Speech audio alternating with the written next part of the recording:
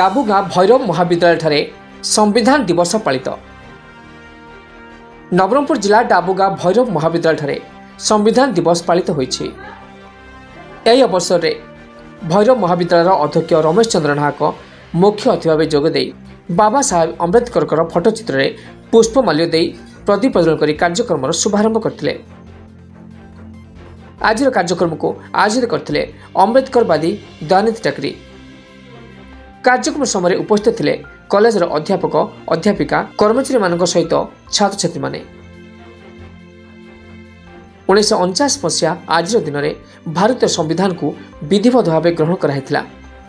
एही शुभ अवसर में संविधान मूल्यबोध को सम्मान जनाई राष्ट्र गठन दिगरे निजर दायित्व पालन करने माँ भारतीय सेवारे निजको समर्पण करने यह दिवस पालन कराई थाए।